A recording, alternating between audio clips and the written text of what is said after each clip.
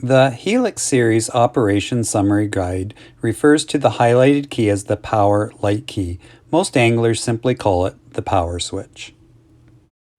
Humminbird Helix units are very popular units in the fishing electronics world, and they do take some time to learn, and I have really tried in my video series on the key functions to simplify that process for new Humminbird Helix users, as well as throw in some advanced tips for experienced Humminbird users. I am a retired teacher, and there's an old saying that goes, I hear and I forget, I see and I remember, I do and I understand. In today's video, you are going to hear my little presentation on specifically the power button, and hopefully by hearing and seeing how it's used, you are going to remember, and then it's simply a matter of you putting the time in with your own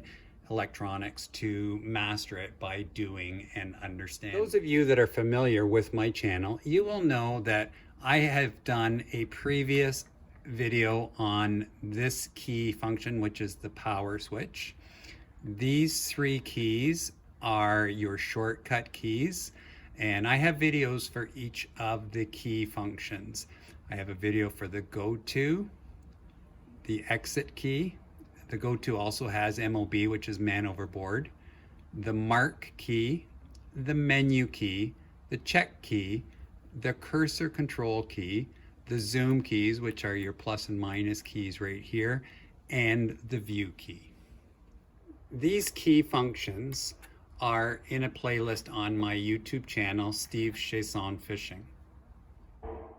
To access any of my 79 videos, simply type the name of my YouTube channel into the YouTube search engine. There are many Humminbird videos on the channel, not just the key functions. My videos are tutorials to help you understand each of these key functions, and they will be a little bit longer in length, but you will find that they are detailed and they are thorough, and hopefully they answer all your questions as to maximize the use of each of those keys on your Humminbird Helix unit. When I started my YouTube channel 3 years ago, my very second video was on the power button, and I did more of a standby emphasis on that, and I really am not overly happy with it, so I want to go over the power button in more detail for you today.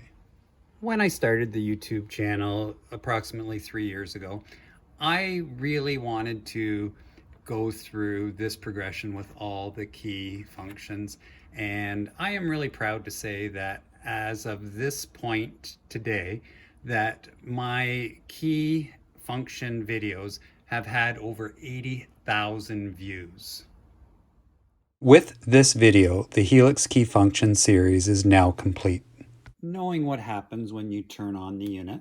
So we're going to press our power light key or power switch key, and you're going to get the Simply Clearly Better Humminbird message that is going to start, and we're just going to see what prompts come up, and it says press menu for startup options. So let's just try that, and you'll see that it gives you the option of normal, which is your normal operating, simulator, or system status. So we just need to press exit to continue, and that is going to be the startup of your Humminbird Helix.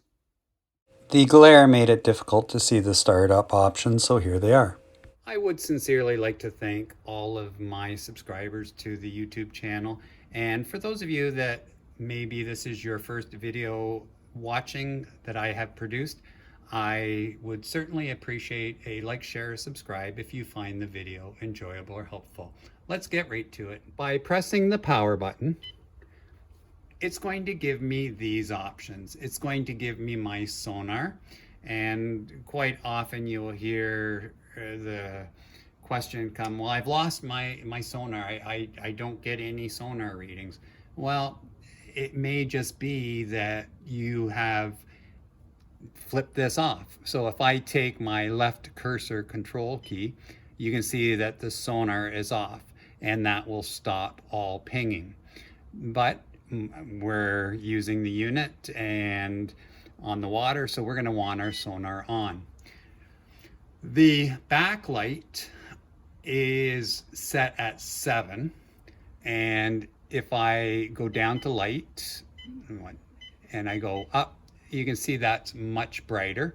I don't need it that bright, and I usually put it at 7, and again, you can play with it to see what's best for your eyes, but that is how you control the light intensity on the screen, and that is going to conserve power. Those of you that run cell phones, you know that by reducing the amount of light to the phone, it's going to conserve battery life, and these units are just the same.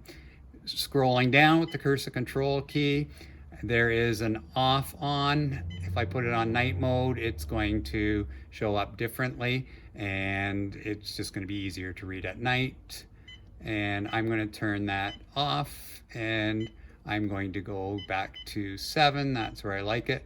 And in my original video, I did one on standby, and I know some people tend to leave their units on. I definitely prefer to put my units in standby. It conserves battery power. I simply go down to here and I right cursor, and you can see that the unit has gone black. If I hit the power button, it just simply comes back on, and it's as easy as that. It is not recommended to have your transducer pinging while it is out of the water. Using the power key to put your Humminbird unit in standby mode will stop the transducer from pinging on the trolling motor. You could turn the sonar off and on, but it's a more efficient process to simply use the standby feature. These two transducers will always be in the water, but why have them pinging, potentially scaring fish or creating interference when not being used? Anglers who fish from the bow of their boats using trolling motor transducers or newer technologies such as Mega Live or Mega 360 don't need the transom transducers, so put them in standby mode to stop additional unnecessary pinging from those transducers. In my last video, I introduced that I am now running a Ranger instead of my Triton, and on the console here, I am running a G2N Humminbird Helix, and that's all I need because I typically use this for mapping and sonar as I'm driving. But I want to shift over here to this other unit, which is my side imaging unit, and I am going to now show you what happens when I hit the power button on this. And this is a Mega Side Imaging G4N. And I hit the power button, and you're going to notice that there is a different screen now appearing. Although the screen is different, it really is just slightly different. You notice here that the sonar on-off option is here. Again, the backlight I have reduced to 7 out of 10. My night mode is off, and standby. I can use all of those 4 features just like I did on the other unit. But you'll notice up here that I have the prop, I have the ability to steer my trolling motor left or right. I can decrease my speed, increase my speed, and those are available to me because I have an iPilot Link trolling motor networked in my system.